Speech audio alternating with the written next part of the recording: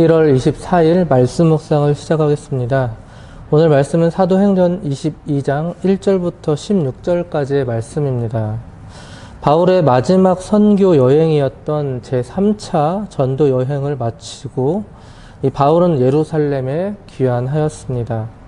그런데 바울은 본의 아니게 소동에 휘말렸습니다. 소위 유대교의 오류에 빠진 광신적 유대인들과의 갈등 때문이었습니다. 바울은 본의 아니게 이들과 충돌하게 되었고 율법 모독죄 및 사회 소요죄로 체포가 되었던 것이죠. 그런데 이 모든 과정이 바로 하나님의 섭리였습니다. 바울은 체포 직후에 유대 군중 전체에게 복음을 전할 수 있는 기회가 오히려 주어지게 되었죠. 그 부분이 바로 오늘 본문입니다. 그리고 이어서 바울은 유대 공회 및 유대 땅을 대리 통치하던 헤롯 가문의 분봉왕에게까지도 끌려가서 복음을 전할 수 있게 됩니다. 그리고 더 나아가서 로마 총독들 앞에서도 복음을 전할 수 있게 됩니다. 그리고 마침내는 자신이 가진 이 로마 시민권의 특권으로 로마 황제에게 직수할 수 있는 권리를 주장하여 미결수 신분으로 로마 여행을 떠나게 됩니다. 바울이 체포되어서 로마 황제 앞에까지 나아가 복음을 전할 수 있게 되는 이 모든 과정과 섭리가 참으로 아름답기까지 합니다. 하나님께서 이 모든 과정을 디자인하셨습니다. 이처럼 바울이 체포된 이유는 바로 복음 때문이었습니다. 바울은 하나님의 품에 안길 때까지 끝까지 쓰임받았습니다. 반대로 하나님 편에서 말씀드리면 하나님은 바울을 끝까지 사용하셨습니다. 이 멋진 과정의 첫 단추가 바로 오늘 본문입니다. 바울은 체포된 이후에 이 천부장으로부터 자신을 변론할 수 있도록 허락을 받았습니다. 그리고 이어서 흥분한 유대 군중들 앞에서 자신이 어떻게 해서 이 예수 그리스도를 전하게 되었는지, 그리고 이방인들의 사도가 되었는지를 설명하였습니다. 말씀을 살펴보겠습니다. 1절입니다. 부형들아, 내가 지금 여러분 앞에서 변명하는 말을 들으라. 부형들아, 참으로 겸손한 표현이죠. 바울은 자신을 죽이려고 하는 이 무리들 앞에서도 자신이 지켜야 할 최선의 예의를 지키는 여유를 보여주고 있습니다. 이것은 자신이 무작정 이스라엘의 전통을 해방하는 자가 아님을 말해주죠. 그리고 이 자리에 모인 이 유대인들과 같은 전통성을 가진 사람이라는 뜻을 주장하는 것입니다.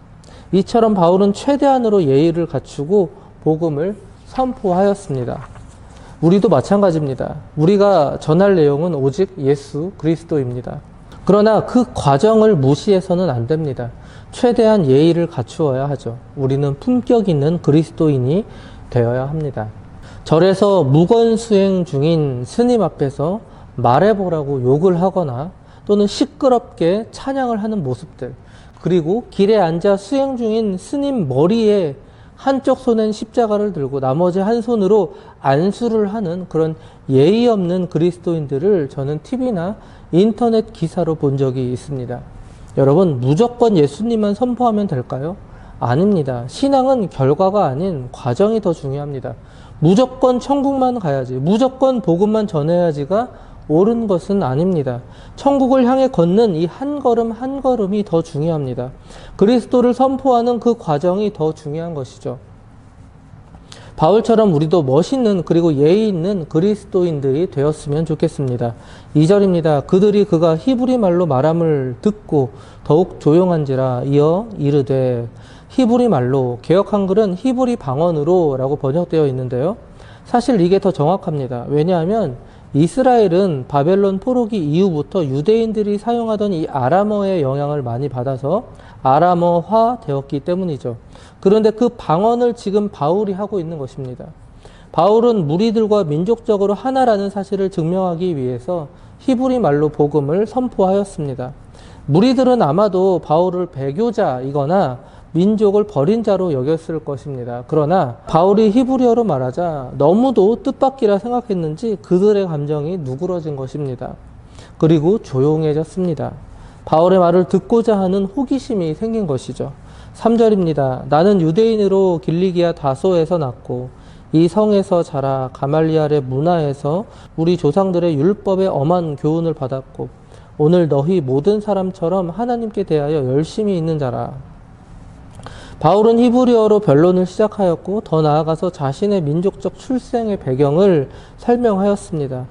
바울의 집안은 성경에 자세히 언급되어 있지 않지만 유대 전승에 의하면 바울의 부모는 원래 갈릴리 지방의 조그마한 마을인 기살라에서 살았는데 BC 1세기경에 로마가 이 팔레스틴 지역을 폐허로 만들 즈음에 다소로 피신했다고 합니다.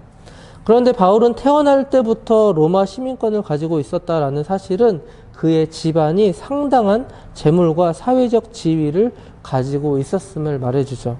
그리고 다소라는 지역은 정치, 경제, 사회, 학문적으로 꽤 융성한 곳이었습니다. 뿐만 아니라 직물과 천막 제조업도 상당히 발달하였습니다. 바울의 직업이 천막 제조업이었던 이유도 여기서 비롯되었을 것입니다.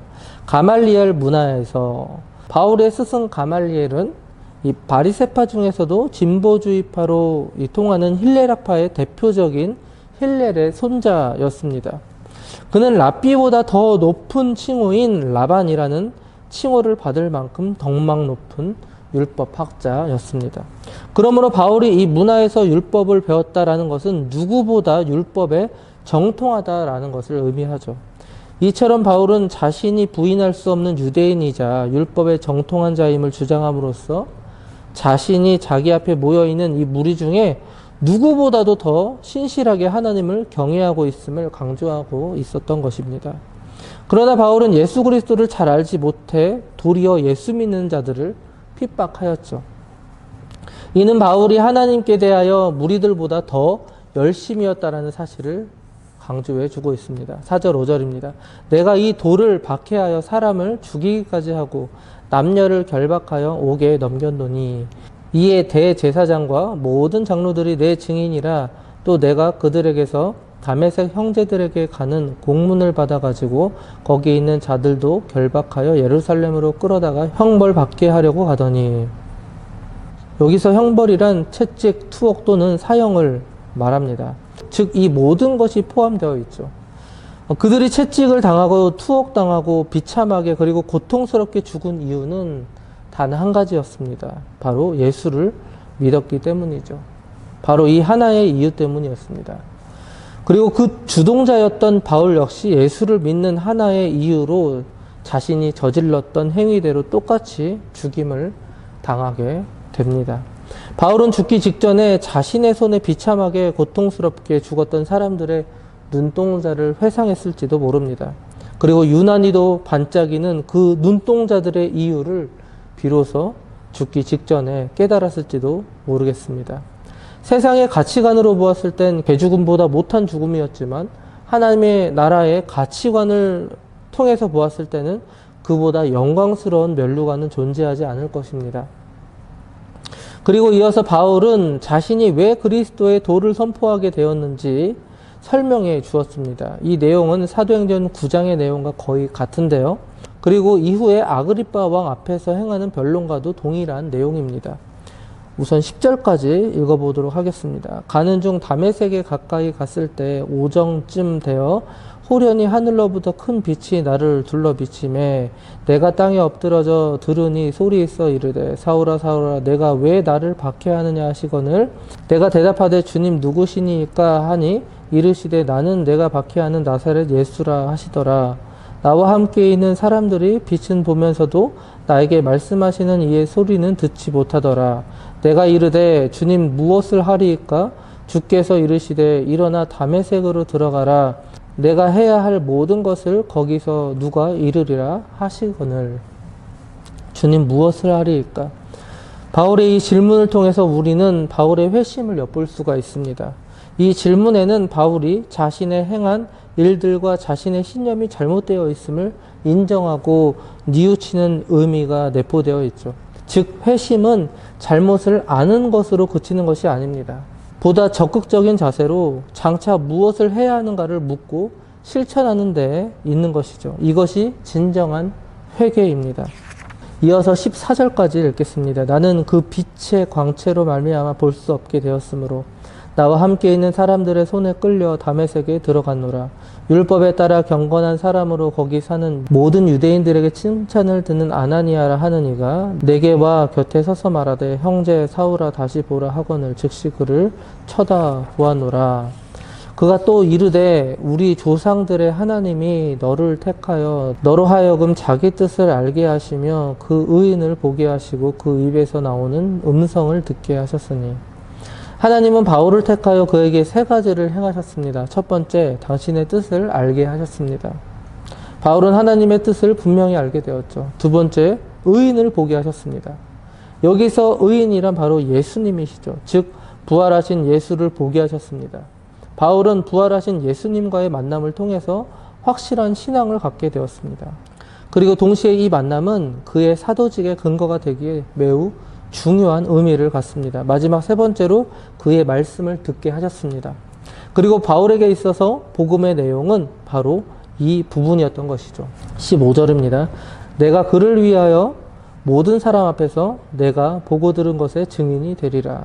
바울이 증거해야 했던 내용은 바로 바울이 보고 들은 것입니다. 복음을 전한다는 것은 어떠한 사상이나 개인의 신념을 전하는 것이 아닙니다.